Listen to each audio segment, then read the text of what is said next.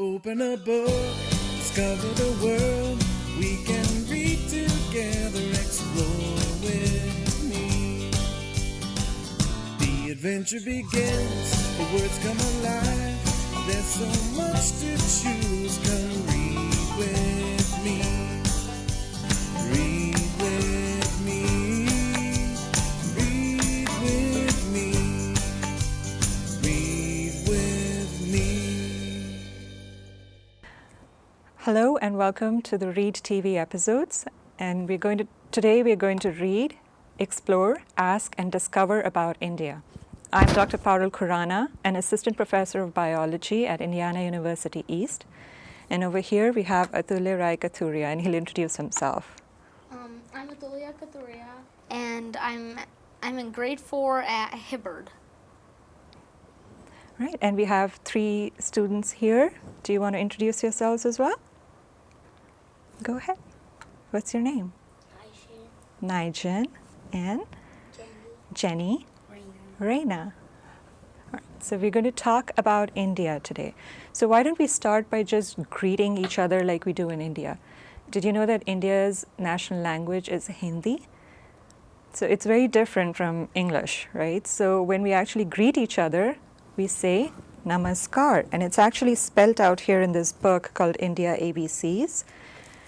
If we open it up to the first page, it says Namaskar. So that's a term in Sanskrit, that's an ancient Indian language. So in Hindi, we actually sometimes say Namaste. So it says right here, that's how people greet each other in India. They often put their palms together and bow too. Bowing is their way of saying, I respect you. So Atulya and I can show you how to say Namaste, and then you can follow, right? We put our palms together and we say Namaste. Yes. And in fact, we say Namaste when we say goodbye too. So we'll try and remember that for the end, right? Okay. So did you know where India was located? Okay. This is where it is in the world map. So India is in southern Asia. It's a country in southern Asia. So it sits on a large peninsula. It's about 1/3 the size of the United States, but it has about 3 times as many people. So more than 1 billion people live in India, and only China has more people than India. So there's a lot of people there. And Indians actually follow a lot of religions. So there's very different cultures all over the country. We have about 28 states. Every state has a different culture.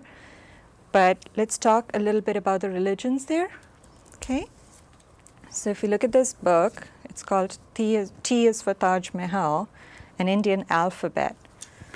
It tells us a little bit about the religions over here in R. Okay? So it says India, known as the land of spirituality, was the birthplace of Hinduism, Buddhism, Jainism, and Sikhism. So 80% of Indians in India are Hindu, which means they believe in karma. That is the sum total of a person's good and bad deeds. And they say karma follows you all over your life, all through your life. And in fact, Atulya and I are Hindus too. So the dresses that we're wearing today, that is typical Indian dresses, typical Hindu dresses that Indians wear.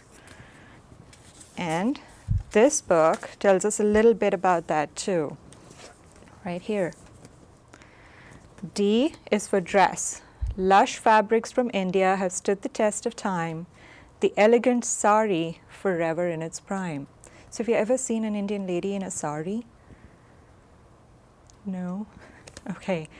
If you look around you, there's a sari right there, and there's one over here too. The sari worn by Indian women has been around for hundreds of years. It is unstitched fabric and typically 6 meters or almost 20 feet in length. So you have to wrap it around your body, right? It is wrapped around the waist with one and draped over the left shoulder. The midriff area is bare, and the sari is worn over a skirt and a cropped fitted blouse. Now, if you go to India, you'll see the sari and the Salwar Kameez and also Western clothes. So what I'm wearing today is a Salwar Kameez. And in fact, men wear Salwar Kameez too. So Atulya is wearing a Salwar Kameez as well.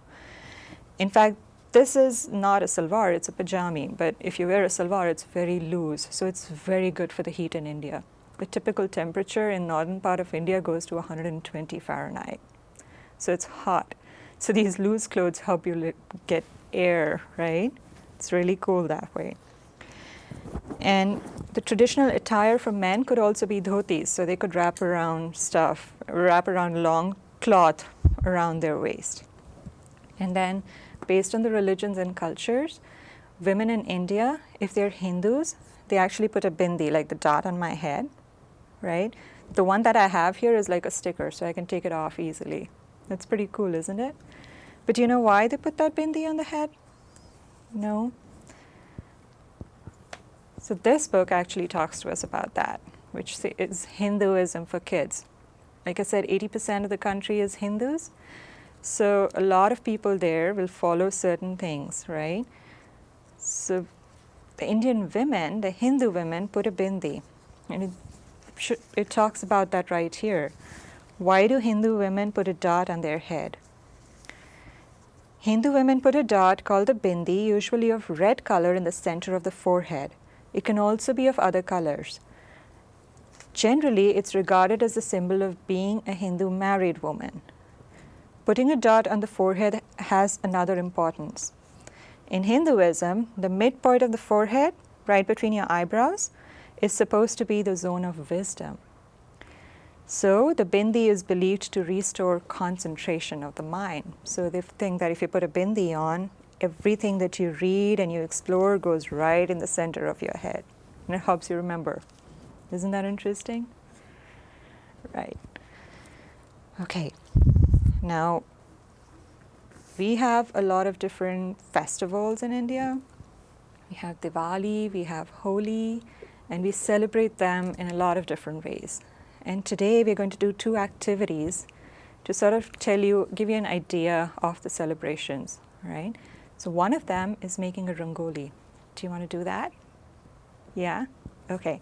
So we have the Rangoli pattern here. You know, the Rangoli, it's basically a design that you make on the floor, and you could do it with colored powder or with colored rice or even with flower petals, all right? So you lay a design on the floor and you put stuff on it and make it look as pretty as possible. Can we try and do that today? All right, let's move over to that side.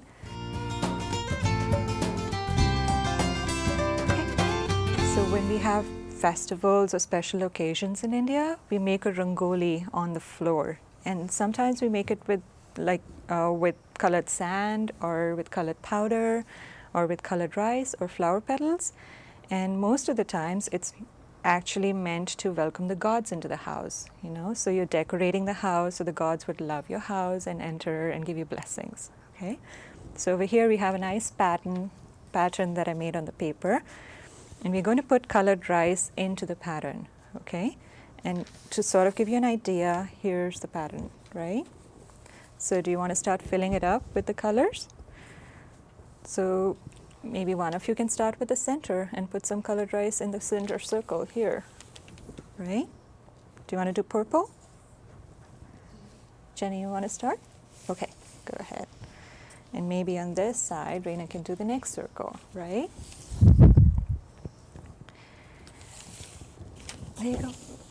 Go ahead and start filling it up right in the middle so it's piled up in the center, neat and nice. And can you scoop the yellow rice over here? So Nigel can start working on that too, right?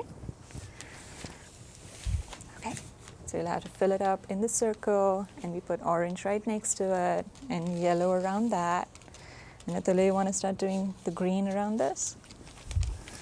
And I can do the white. Open a book, discover the world. We can read together, explore with me. The adventure begins, the words come alive. There's so much to choose, come read with me. there's so much for us to see. Just asking you discover beyond your wildest dreams.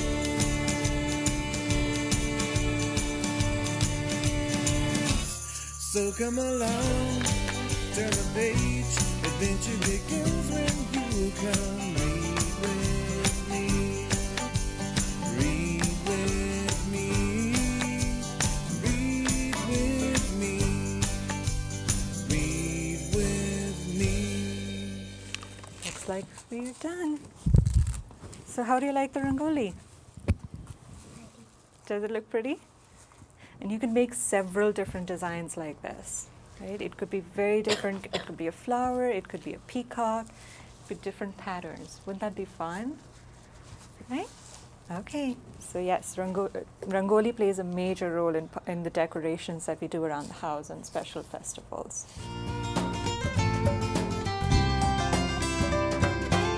We were talking about festivals and how we decorate the house, but people also decorate themselves, right? Basically wear jewelry and wear nice clothes at festivals, right?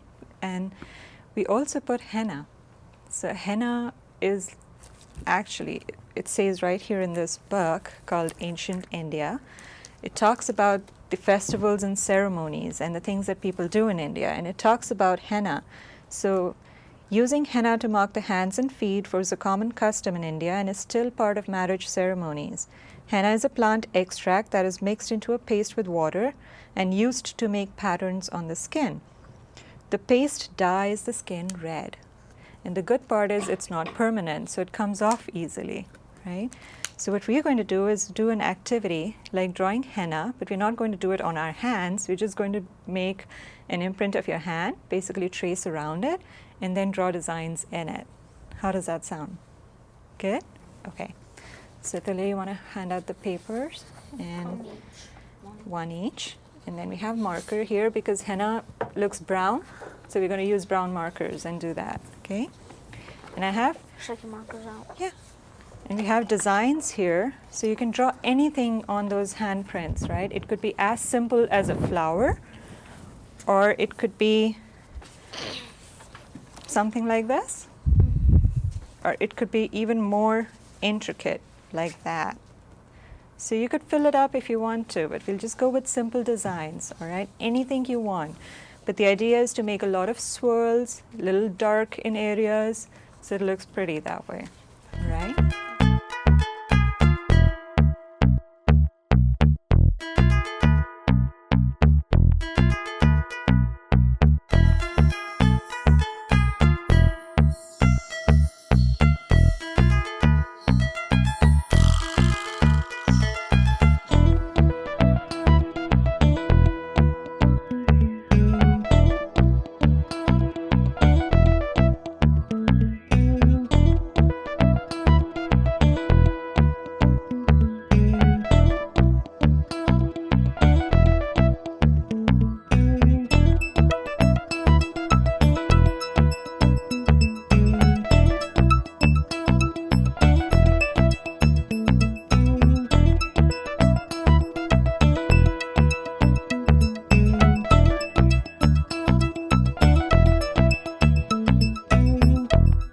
Take this home and finish it at home? That'll be cool. Okay. So let's talk about some food in India. How about that? See, festivals are all about celebration. They're also about food. And in fact, we have some samples here to show you what food looks like. And Atulya will read to you what the main bread in India is called.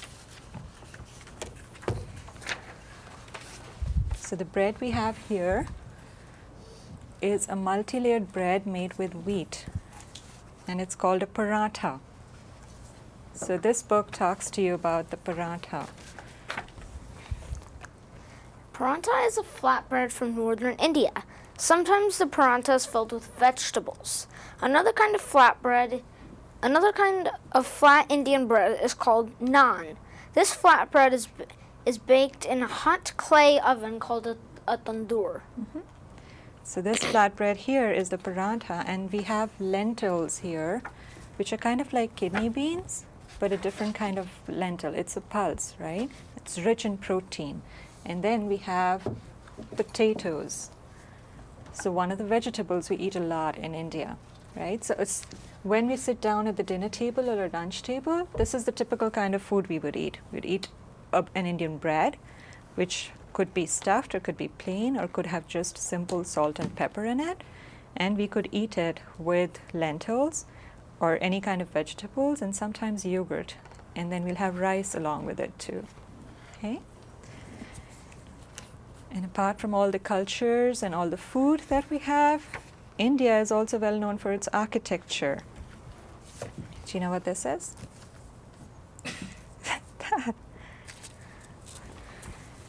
This is the Taj Mahal, right?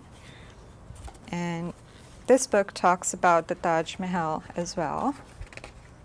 And Atulya has got a 3D model of it, so he'll talk to you about the Taj Mahal. No, just the first part. Known as the eighth wonder of the world, the Taj Mahal is located in Agra.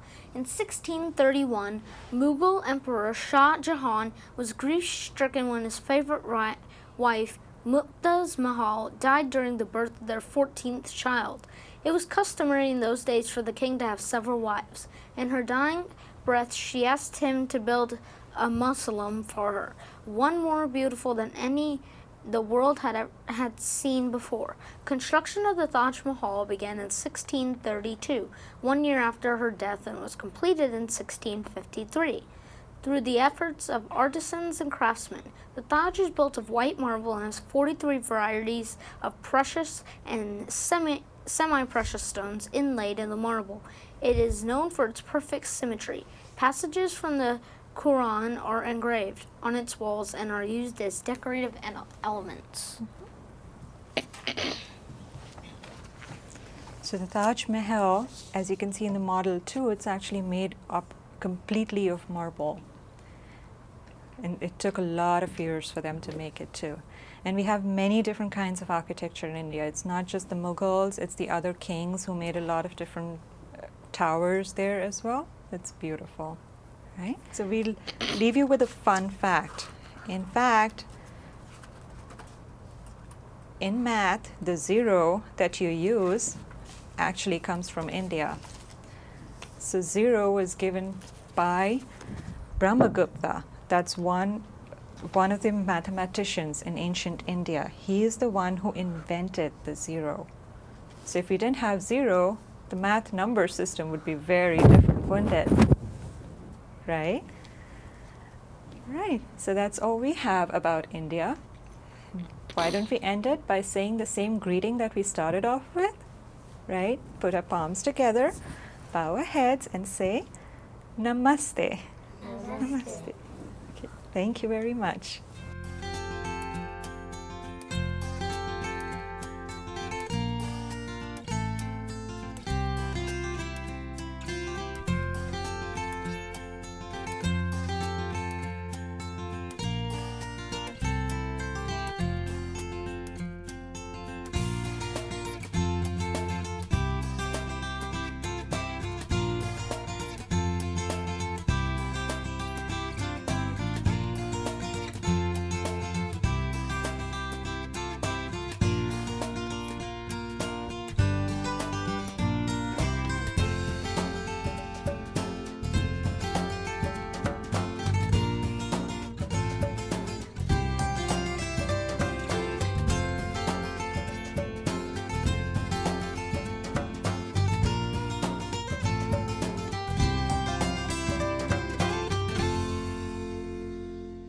Open a book, discover the world. We can read together, explore with me. The adventure begins, the words come alive. There's so much to choose, come read with me.